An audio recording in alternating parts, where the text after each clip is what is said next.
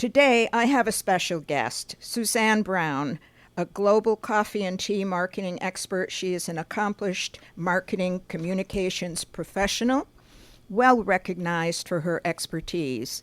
Owner and founder of Brown Marketing Communications in Atlanta, Georgia, she's a published writer, quoted expert, marketing consultant, media spokesperson, and invited speaker at world conferences. Today, we are going to be talking to her about her expertise on coffee, and we all love coffee. Suzanne, welcome to the show. Thanks so much for spending time with me. Thank you, Jacqueline. I'm honored to be on your show. Well, let's get right to it. Like I say, we're all coffee lovers, and I've already talked to a couple of people here who know we're going to be talking about coffee, and they say, oh, I love coffee, have to hear that show. So let's begin with a few basics. Share with my audience your feeling about the spell of coffee. The spell of coffee? Yes, like you had told me once before, there's no place in the world you can visit that doesn't understand what coffee is. So what makes coffee so wonderful? Talk a little bit about that. Okay, there's not a place you can go in the world that is not a consuming country, that sips the coffee, or a growing country. And so everyone in the world is aware of coffee. It speaks of hospitality. And anytime you go to a job interview and the interviewer asks you if you'd like a cup of coffee, it makes you feel welcome and warm, and you feel comfortable for a little chat. There are different types of coffee rituals and celebrations throughout the world that people enjoy in their homes at different times of the year. But I suppose, Jacqueline, the most exciting one would be the one that you take alone with your own little coffee ritual in the morning or noon or night, depending on whatever time of day you wish to have it. Well, and that's true. And I'm sitting here, Suzanne, with my iced coffee sitting next to me as we speak. I was just going to say, I'm sure you're having ice since it's 110 degrees. Yes. Now, that's so true. But let's take a look at where coffee is grown, and also what are coffee farms called? Well, starting with where coffee is grown, if you look at a world globe, the countries in between the tropics of Capricorn and the Tropic of Cancer are the coffee growing countries, and there are approximately 60 or more that do grow coffee, and most are grown in tropical climates. In Latin America, they refer to the word farm as a finca. So anytime you hear the word finca, people are referring to a coffee farm. Not so much in the Mideast, where I've been recently. They still refer to their small farms as farms. So it's called a finca, F-I-N-C-A-S. Now, yes, well, that's plural. Fincus is plural. Finca is singular, yes. Mm-hmm. And who's the largest producer of coffee in the world?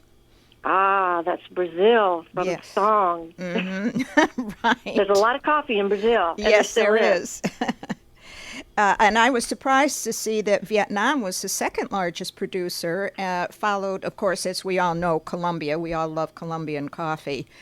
I know. Really, it's kind of recent, too. Vietnam has really been producing coffee in the past 5 or 6 years. And every year, they seem to be in a race with Colombia. This past year, they have become the second largest producer, with Colombia a short third behind. Now, the thing that surprised me when we were talking about this to prepare for the interview, and we were emailing each other back and forth, and I think a lot of people will be surprised to hear that coffee is the second largest traded commodity next to oil. That's astounding. It's true, but when you think about that, it grows in so many countries, and its importance to world economies, not just in the growing countries, but also in the importing or consuming countries. And as we had talked, the United States is the largest coffee consumer. I'm not surprised by that. Yeah, and Brazil is second. Mm-hmm. And they're growing as both a producer and a consumer and may surpass the U.S. soon. And, of course, Germany is the third largest consumer of coffee. Mm-hmm. So it really affects world economies. Everyone, and, every country seems to be affected by coffee. And I suppose just like it is, we're all affected by oil. Yes. This is the Jacqueline Bacher Show, and I'm talking to coffee marketing expert Suzanne Brown. Suzanne, the next question I think that everybody would be interested in knowing is what led you to become a marketing communications specialist in coffee? Well, I certainly didn't start out to be. What led to it initially was that I loved gourmet coffee. It was back in the early 80s, and I was going into the shops and I was buying coffee beans. And one time I saw this little sign that said Bourbon Santos within the coffee bag, and I said, "Does this coffee have bourbon in it?" Mm-hmm. And the store manager said, "Oh, no, that it's from a port. It's a type of coffee. Bourbon is a type of coffee. It's Bourbon, actually. And Santos is a port in Brazil." So that just really intrigued me. So I'm going to skim across the story real quickly because I know we don't have that much time. But I launched a national consumer newsletter called Coffee Connoisseur. I thought it would be the natural, portable career that I could put in my briefcase because my former husband had a corporate position, and we moved all over the country about 1 to every 2 years. So I thought it was going to be a breeze to have a portable career. And so then that didn't work out so well because it was hard to actually move the newsletter, so I sold it and then was asked by Kraft, Maxwell House, and Melita, and Millstone to do different projects. And one thing led to another. And the more projects I did, the more I grew to love it. And I still am learning something new every day, and my projects then have grown and evolved so that I am able to visit the growing countries and produce marketing projects to help the growers export their coffee into the countries that they wish to sell it. Sorry to interrupt you. I didn't mean to do that, Suzanne, but that leads me to the next question. As you mentioned, the different companies that you're involved with, you are the professional spokesperson for these companies and many other leading top Fortune 100 companies, as well as having international clients from Switzerland, Germany, Guatemala, Brazil, Colombia, and Israel in both the food and beverage industries. Now, you mentioned a little bit about what you might do for them, but can we talk a little bit about some of the specifics and what exactly do you do? Okay. I'll talk about a project that I'm working on right this minute, which I'm focused on. And it was that a company came to us and asked us if we would be interested in launching a single cup coffee product. And the coffee is actually produced in Japan, and we said, yes, we would. So we're involved now with the research, the focus groups, creating the brand, the distribution channels, the packaging, the collateral material, and everything it takes to launch that product here in the United States. It's already been sold in Japan. It's a huge undertaking and an exciting one by the sound of it. It really is. This is the kind of thing, I call it a soup to nuts project. It's really a branding project. And certainly what I do today is certainly not what I did at the beginning. It was more publicity and PR releases and consumer newsletters and consulting. So now it's become it's more global and international in nature. And that leads me to I wanted to tell you about my soup to nuts project in Yemen. Well, can we hold that and get to that in a little while? Because I do want to spend a lot of time on that. That's a very interesting project. But while we're talking about where we are now and your Okay. current project, and you're being a professional spokesperson for these companies, what does that involve? Do you travel a lot to conferences and seminars and Right. make speeches, and give us a little Well, background on okay. that. Um, Actually, we're talking about two different things, and Yes. I am not currently a spokesperson for any company, but when I was, it was, for instance, creating a consumer education project for Millstone, and they invited me to create some coffee entertaining moments, which I did and presented at women's consumer conferences and on television and radio shows around the country.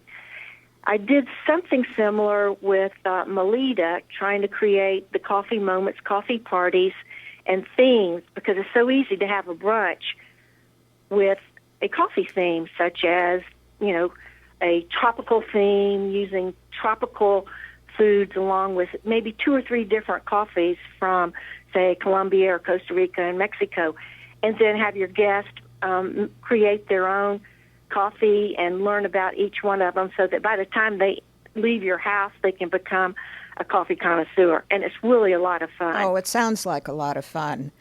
Well, that gives us a good idea.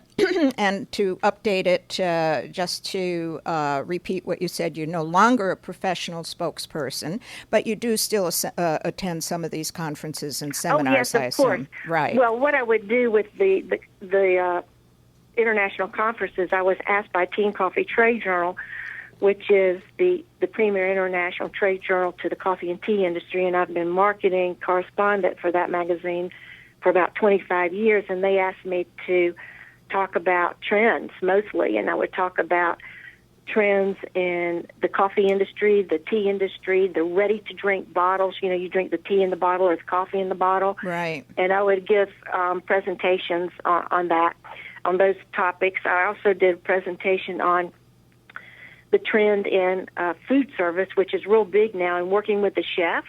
Mm-hmm.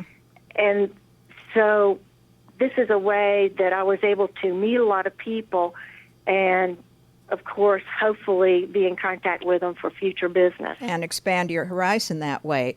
Well, Exactly. Yes. Well, let's talk now about your trip to Yemen. Now, am I correct in saying that Yemen is the country that's the origin of coffee as a commercial product or coffee project? Did I read that somewhere, or am I misunderstanding? Well, it's sort of all of the above. Okay. And I'll explain the difference. Okay. Actually, coffee was discovered in Uganda. And then through a mutation, the coffee Arabica was then discovered in Ethiopia, and Ethiopia claims to be the birthplace of coffee Arabica. That is true. But it wasn't until the 9th or 10th century that it started very slowly to become used in something you would drink. And so that was in Yemen. Okay. And Yemen became the first country to sell coffee commercially. So that very first coffee that was so respected and so loved by popes and kings and queens, and through a series of mutations was planted in different countries, was the coffee that was exported out of a port called Mocha or Al-Markar in Yemen. And that is why, and Yemen has just a fabulous tasting coffee, but it's very rare because it's so hard to get. It's so hard to get out of the country. What I'm interested in hearing, and I know my listeners would be interested in hearing too, when you think of Yemen, you think of something that might be a little dangerous in making that visit, especially for a woman alone. What was it like? Yes, you're right, and I'm no different. I was very skeptical. But my clients had insisted that I come over and actually see how the coffee is grown in this mountainous area of Yemen. And so I was assured by them that they would be able to escort me every place I went and that it would be okay. So, of course, the travel advisories were don't go. But right. I live in Atlanta, so I went to Georgia State and I took a series of seminars on traveling and learning about the Muslim culture. And I read everything that I could. I studied books. I even learned a few phrases of Arabic because I feel it's so important that when you're traveling to another country, you should respect their culture and fit in as best you can. If you can't pronounce the Arabic very well, that's all right. They respect you. So I also had a few other things that I was skeptical about. One is I'm Christian, and this is a Muslim country. Two, I'm divorced, and they don't believe in divorce. I'm single, and I was traveling alone. And you're a woman. Yeah. Alone. That's right. So I felt like, I had 4 or 5 strikes against me before I went. So I was very careful, and I knew that as soon as I landed in Sana'a, Yemen, I put on my headscarf. And I had on my headscarf 24/7. And that probably was the most uncomfortable part of the whole trip because it kept sliding off, and I was afraid that if it slid off and, somebody saw me, that would be a no-no. And then, of course, it was difficult traveling into the mountains because, Jacqueline, picture this. If you could envision what Moses looked like after he crossed the Red Sea, that's exactly the scene that you have in this area of Yemen. It is beyond third world. It is arid and desert-like, very similar to Palm Springs, and it's rocky, very rocky. Now, the mountains are higher, much higher than they are in the Palm Springs area, but you still have that desert temperature. And so going up into those Rocky Mountains and then staying at this hotel, which was, shall we say, more than third world. I mean, the bathroom was down the hall, which means that I had to have on my scarf to go to the bathroom, and it was hard to keep it on, okay? So after we went up into these mountains, the coffee grows on the side of the mountain, and this type of farming is called step farming. Oh, yes. Uh-huh. Yes, and so these steps were carved in stone centuries ago, and so they're still there, and so on each step is planted some coffee trees. Now, the difference between this area and the tropical areas where most coffee is grown is that you have to capture the water in a cistern, which most people have, and hope that it maintains enough water to saturate the roots and keep them from drying out. In contrast to the tropical countries where you have to worry about root rot because it rains so much, and you have to make sure that the water runs off rather than capture. So it's completely opposite. Well, now, were these how when you talk about steps, give us an idea about how large they were. I mean, they weren't just little paths, right? No, they're stone steps that are probably 3 feet. They probably have 3 foot, maybe 4 foot slopes. And so on these slopes that run probably halfway around the mountain, you have not only the coffee trees growing, but you have some citrus. But how did you? I'm sorry. Did you? Were you on horses? Were you walking? How did you actually get into that area? Well, we drove up in a Land Rover. But we couldn't get but so far, so we had to walk, the rest of the way. Oh, my. So you're climbing up these steps, trying to keep your scarf on your head. We were climbing just for the fun of it, but we were able to drive into the village where the people live. There are approximately 500 people that live in this particular area. Yeah, tell us about them. I know. It's just there are these stone structures that were built, hundreds of years ago, and this is where the people live. Now, it's like the Stone Age. I felt like, I went in the homes because the people invited us in to have a meal. It was wonderful, but I felt like it was Fred Flintstone's home because it was totally rock, and the ceilings were low. I kept bumping my head on the ceiling, and there were maybe 7 stories, but there wasn't much on each floor. One floor we would have our big meal. Another floor we would go into the dining room where we would have our tea or coffee after our big meal. And then we would go, maybe in the kitchen was on floor, the bathroom was on another floor, on the way up to the top. And the top might be with a real open balcony area, and it was wonderful because there was a breeze up there. And many of the farmers did dry their coffee on the tops and roofs of their homes, which was really neat to see, especially for me. And so we enjoyed the authentic cuisine that was really goat and lamb and fresh vegetables, the best fresh vegetables that I've had in a long time. And Jacqueline, I must tell you that I was so afraid I might get sick while I was there. Yes. And so I took, all sorts of precautions. And I want you to know I wasn't sick at all. That's amazing. And it was really amazing. And the food was exceptional. Now, I will tell you this. There is a custom in the Arabic lands where you sit on the floor and you had to eat with my right hand, and that was very hard for someone who's not used to eating with their hands. I mean, just imagine trying to eat rice. Yeah, no, I can't imagine that.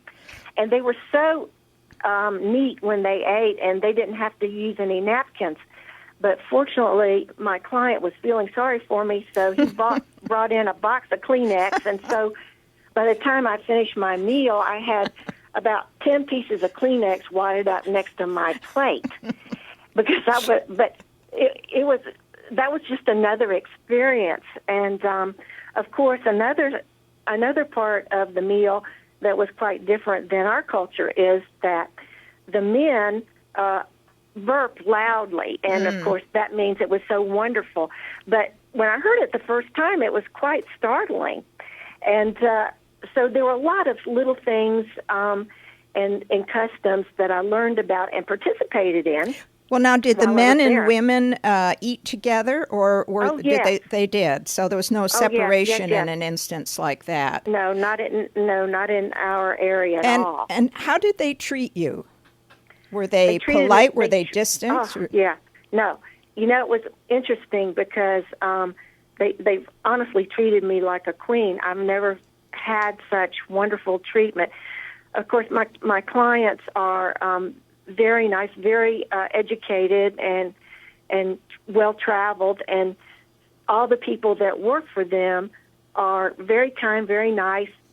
Most could not speak English, but I had learned about 10 lines of Arabic, so we were able to communicate with our hands and gestures and just had a delightful time.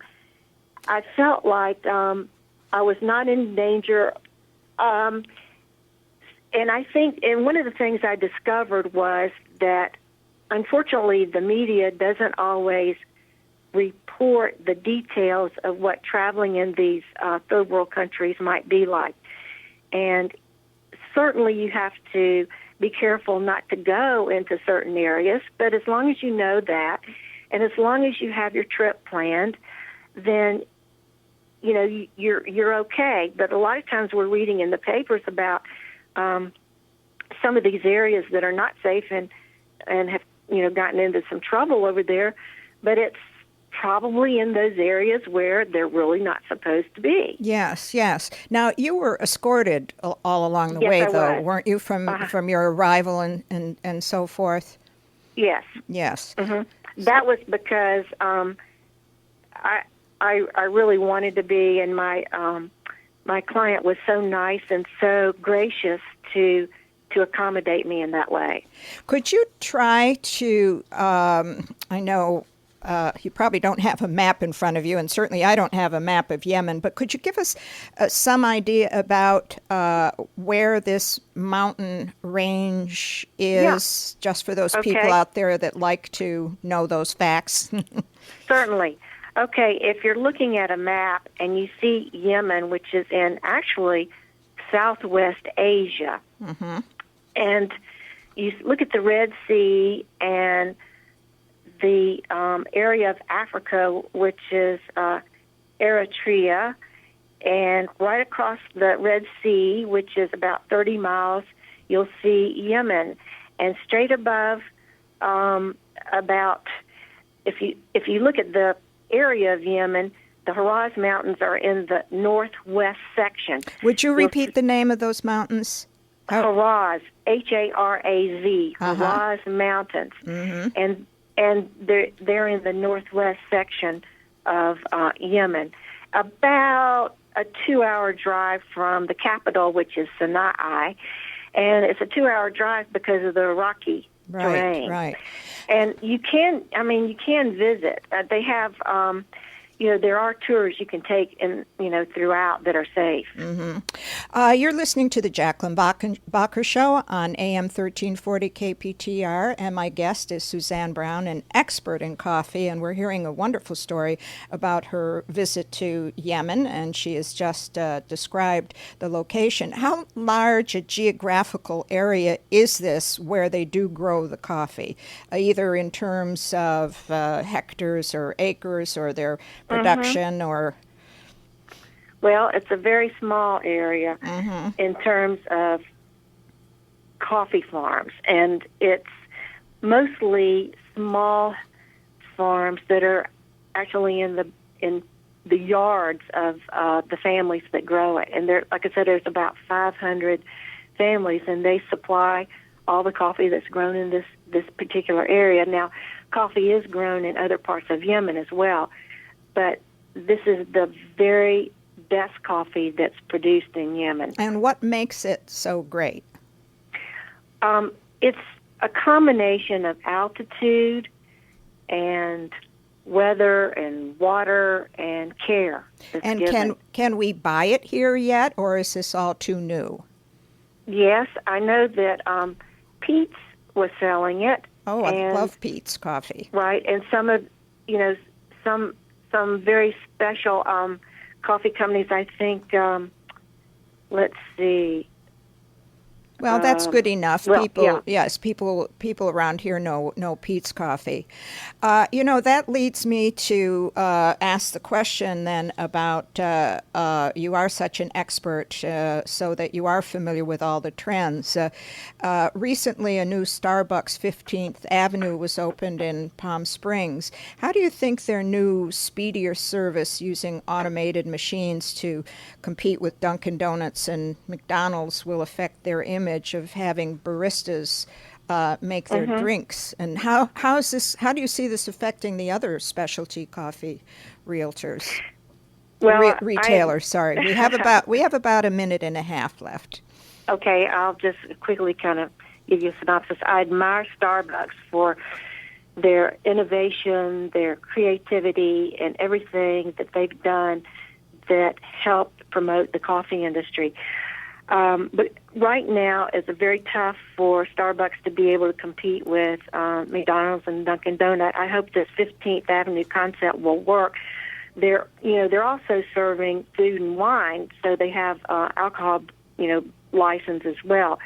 So we'll just have to see, what that's going to be. In terms of having automated machines, I certainly know that would help their bottom line because they'll be able to serve more faster. But in terms of long-term thinking, I wonder how it's going to affect the brand because the brand has been built on lifestyle. Yes. And within that lifestyle is a certain cachet and performance by the baristas, which will be affected by completely automated machines.